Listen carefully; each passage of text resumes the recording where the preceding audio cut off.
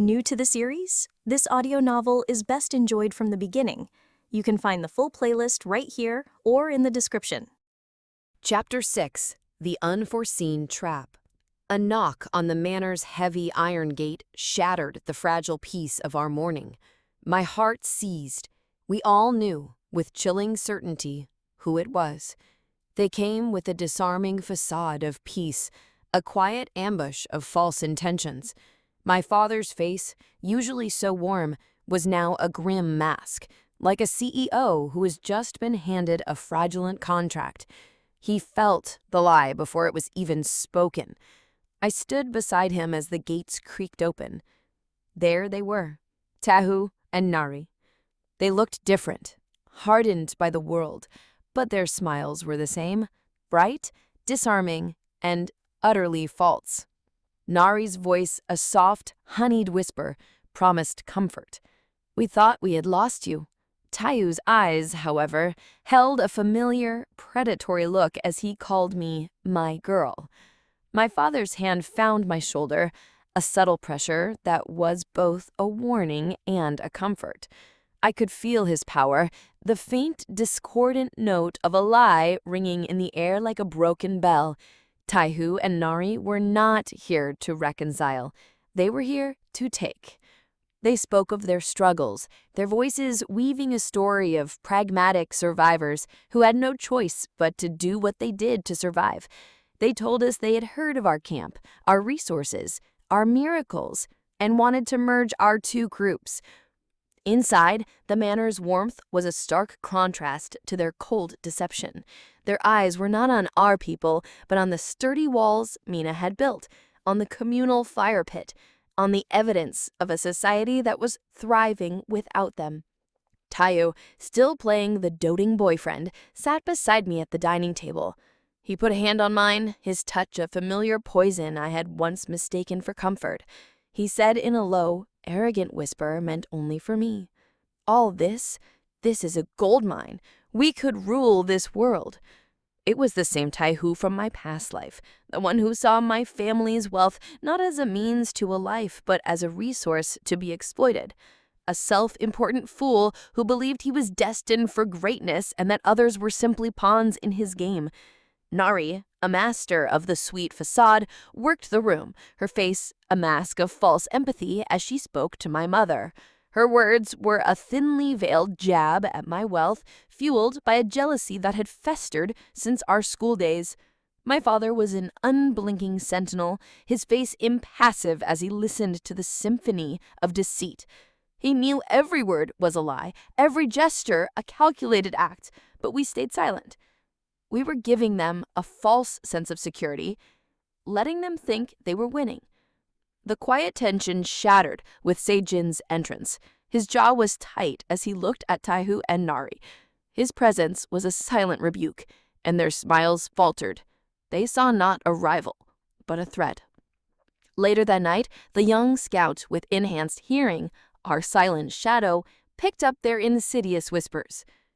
"Find the weak ones. Turn them against her. We'll start with the builder," Taewoo commanded.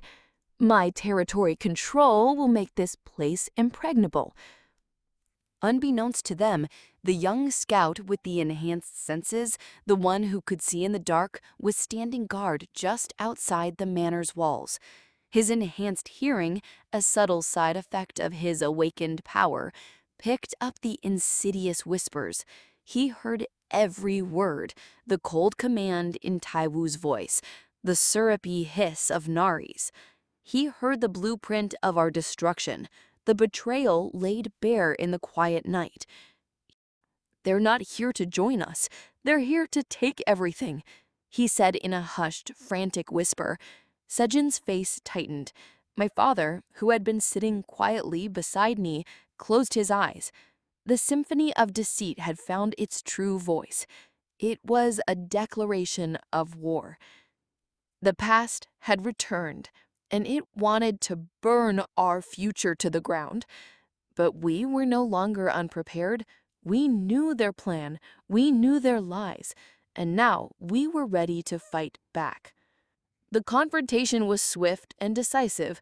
The moment Taewoo and Nari stepped out, they were met by a fortified line of Jihei's soldiers. My father stood at the front, his silent accusation a wall of truth they could not pass. Taewoo and Nari's facades crumbled to reveal the snarling predators beneath. The fight erupted in a flash of raw power. Taewoo roared, and the ground beneath his feet shifted. The air grew heavy, thick with the oppressive weight of his territory control. Clones of himself, shifting phantoms of dust and stone, emerged from the ground, their forms a confusing, deadly distraction. Nari, with her honeyed whisper, tried to turn our own people against us, her voice a seductive poison that tried to crawl into their minds. But our soldiers, a unit built on loyalty and truth, resisted. The man, with enhanced strength, met the stone clones with a primal fury. The fire and ice couple worked in tandem, their powers a symphony of destruction. I fought alongside Sejin, using my inventory to produce weapons and tools as needed, a chaotic ballet of offense and defense. But Taewoo was a different kind of threat. His power was not just physical, it was tactical. He created traps, he shifted the very ground, and he was always one step ahead. In a moment of chaos, a shard of rock from a collapsing wall flew toward my head. I was too slow. Then everything stopped. For a single, impossible moment, the world held its breath. I felt a jarring sensation, a brief disorienting pull, and the rock shard was gone. It was a blink, a skip in time, and suddenly I was standing a few feet away from where I had been. Sejin, his face pale and slick with sweat, stood before me, his body trembling with the strain of his power. He had used his time rewind, a small, localized reversal, to save me. The shock was all the advantage we needed. The tide of the battle turned.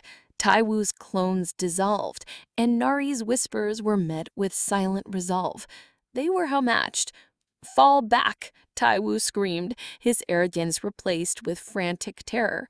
They sprinted toward their truck, but their eyes, now filled with cold calculation, fell on my mother. In a horrifying flash of speed, Nari grabbed her. "You're coming with us, Mrs. Han," she hissed.